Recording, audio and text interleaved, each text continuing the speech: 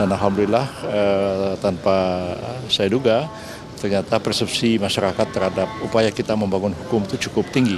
Ya, kami bekerja dengan sungguh-sungguh menangani persoalan-persoalan hukum, bukan hanya menciptakan norma-norma hukum baru, mempertegasnya, tapi juga sekaligus mengkoordinasikan penegakan hukumnya di lapangan.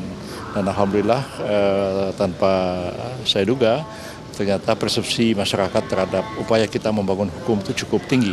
Dan tadi juga sempat disinggung dalam pertemuan informal dengan Pak Presiden, dan beliau merasa senang bahwa ada peningkatan yang cukup tajam dari 54% ke lebih 70% pada masa Pak Prabowo hanya dalam waktu 3 bulan saja.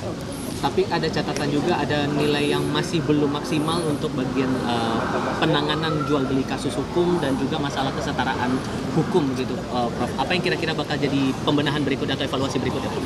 Ya, memang ini terkait dengan institusi di luar pemerintah ya terkait dengan kewenangan dari Mahkamah Agung untuk menyelesaikan perkara-perkara.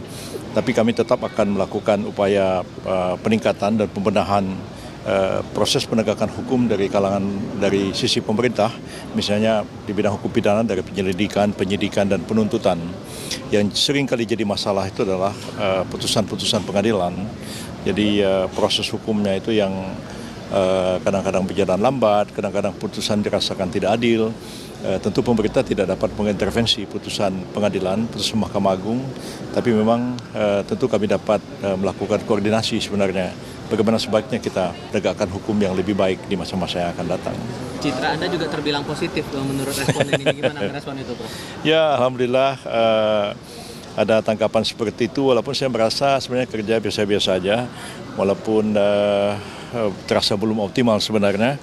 Tapi alhamdulillah apa yang sudah dikerjakan dalam waktu 3 bulan ini, persepsi masyarakat cukup baik terhadap pekerjaan kami di bidang menangani masalah-masalah hukum ini.